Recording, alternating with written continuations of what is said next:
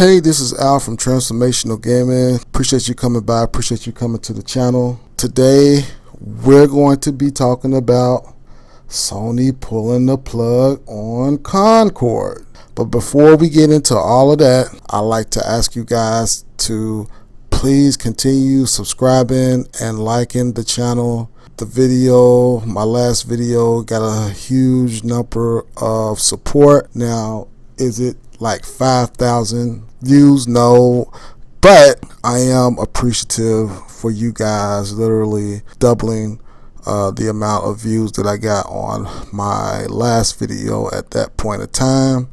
So greatly appreciate that so much for you guys bigging up the channel. Everybody's trying to support everybody, and you guys are commenting, and I just appreciate that so much. So please continue to support the channel and let's move forward. Now, I don't have a big diatribe to say about Concord.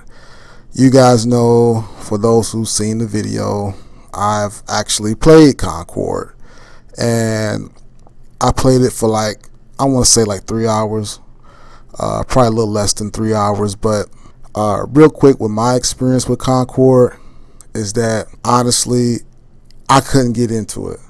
Not to say that the game shouldn't exist, but one can kind of argue it shouldn't exist. And the real issue with Concord is that, I don't necessarily play games like Fortnite or Overwatch or anything like that, but I have played some of these games before, and I would agree with the general sentiment that that game should be a free to play. It's not because it's necessarily a bad game.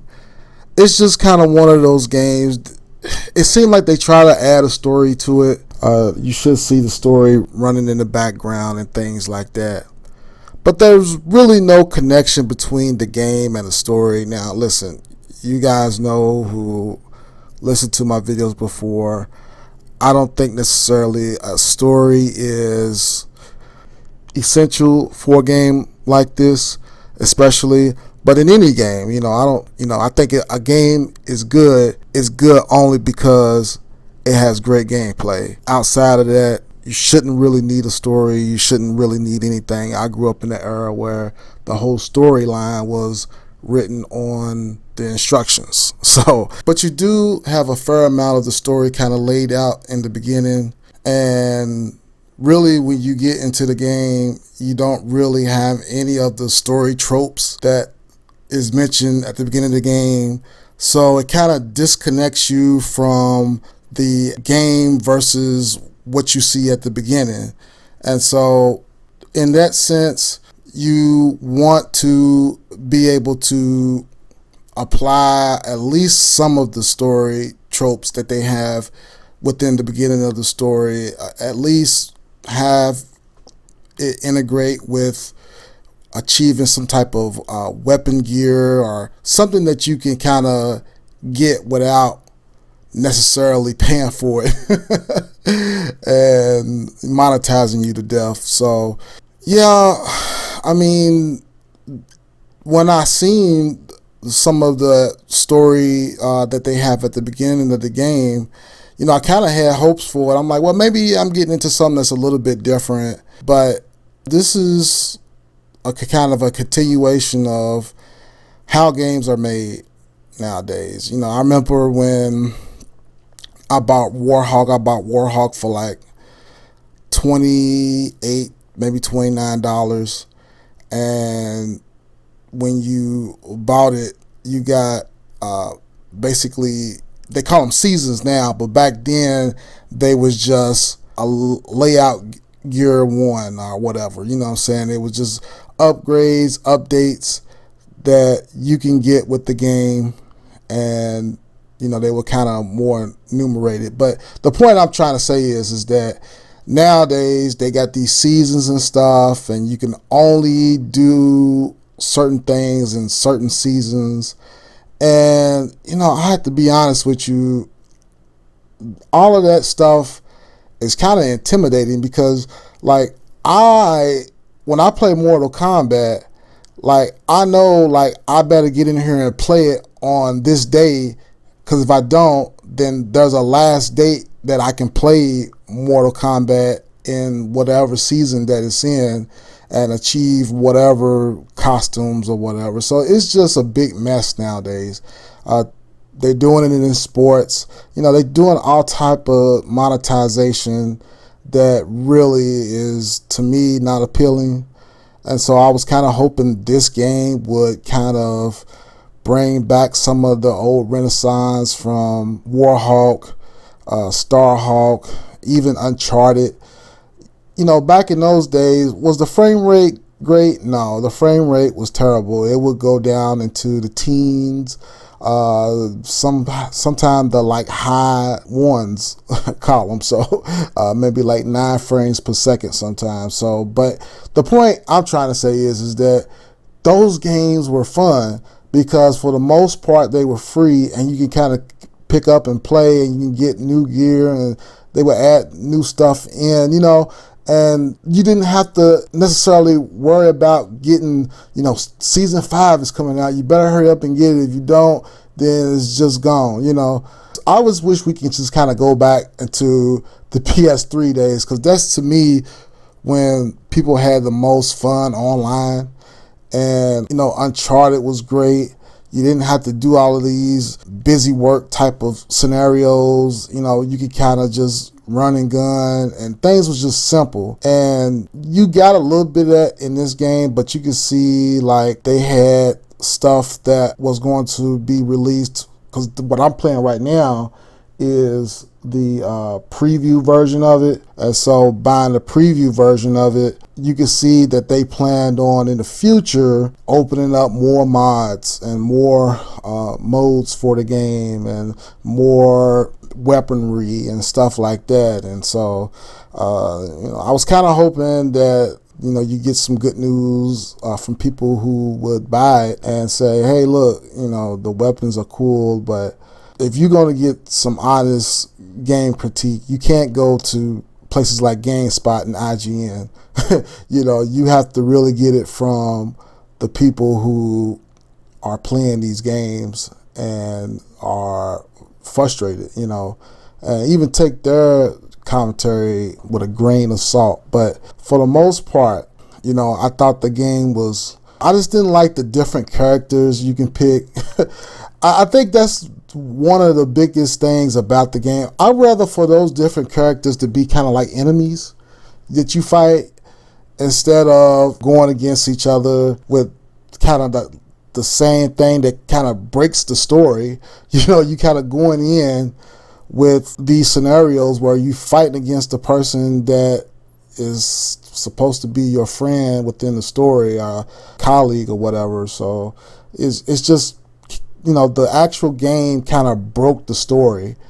And so in that scenario, I think that, the game just really didn't deliver, because that's, to me, nothing really special about the game. You got different players with different strengths and weaknesses, but I mean, that's not always fun. I don't know. It'd be nice if everybody had like a basic player and you kind of like maybe fight the computer with them, or maybe if you did do some type of head-to-head, it wouldn't necessarily be a part of the story that's in the game. It seemed like the whole fight campaign was just so different from the actual story.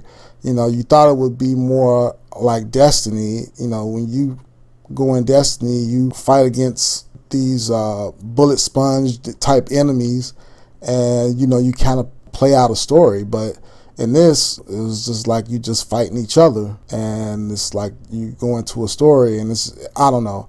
But like I said, that was the preview version. Maybe they had a story version ready. I'm not necessarily sure, but it would have been nice for them to have something that you can just kind of drop players in, and most of the weapons was achievable through leveling up. But in this version of the game, it seemed like that it was more of, hey, just everybody jump into a sandbox and fight each other. And so I think in that situation, I think the game kind of fell flat. And it's too bad that Sony kind of seen that when it launched. Because, I mean, to me, if you pull the plug on a live service game or whatnot, right, and you do it like within the first week of the release, really what's happening is that you knew that the game was going to be bad, but you went ahead and went with the launch thinking that it could be better, and when in reality you knew that the first sign of there being some type of chink in the armor, you was planning on pulling the plug. So that's what it looks like. And if I was developers and I spent all this time on the game, I would be kind of pissed. But, you know, I think they do plan on re-releasing the game. They wrote something on PS Blog. I was going to read it to y'all, but maybe I'll put it in the description box and you guys can go read it yourself. But from the wording that was in the PS Blog, it seemed like they wanted to re-release the game, and they're probably going to do some type of free-to-play. But, you know, I'm hoping that they do something that's better than Destiny. To me, Destiny was not a game that I could get into, but I was hoping that maybe they can have a live action service game where it's more of a co-op game, and they can have some neat stuff for the players. You know, it's kind of like jumping into an online version of an amusement park. You go in and you, with your buddies, fight these enemies or whatnot. But to me, player-on-player gameplay of these live-action games are kind of being burnt out. Like I said, I long for the days of Warhawk, because, again, I know you guys be like, he's talking about Warhawk again. But seriously, man, when you went into Warhawk, you went into an experience. I mean, they had one battleship with like 12 people can jump in it. You know, they had 64 on 64, 30 on 30. 12 players can hop in this battleship, and you can just kill a lot of the enemies. Capture the flag was the best out of everything in Warhawk. And you can just go in, and if somebody got your area, you can go on this battleship and just destroy everybody who's captured your flag or whatnot, and then go in and just turn the flag into your zone and then move on. But you had to be very strategic. This level layout was linear, and I think someone described it as it being too big, pause, for the amount of players that you had in there. You know, the way they had the corridors set up, it's just a lot of cheat ways. As soon as you come out of the corridor, somebody can just snipe you. And, you know, it was like, man, how you going to see the person that's setting up shop ready to pick people off, and you got this narrow corridor and people just sniping who the first person they see come out of there? It's, you know, the game just had a lot of problems to me. And I think the level design is really the problem. Sony is known for their level design, and I was really surprised that they kind of missed the boat on the level design aspect of the game. So, but tell me, did y'all like Concord? I didn't enjoy myself, but I played it for 3 hours. You know, I tried to give it a shot. You know, I was hoping it grew on me and it made me want to come back and play again, but it just didn't happen, man. I was playing games that came out, you know, 2 or 3 years ago. And so that's when you know you're in trouble, when you come out with a new game and then you go back to the game that you played like 2 or 3 years ago. On one end, you can applaud Sony for that, but on the other end, you can kind of be like, man, you didn't see that? Like you had a beta version of the game out and you didn't see the drop-off in player count? I mean, you know, usually when you have a good game and you got a beta out, the game is going to pretty much maintain the amount of people that it has once the release version come out. All right, please continue to subscribe to the channel, and this is Al from Transformational Gaming, and until next time, may the truth set you free. Later.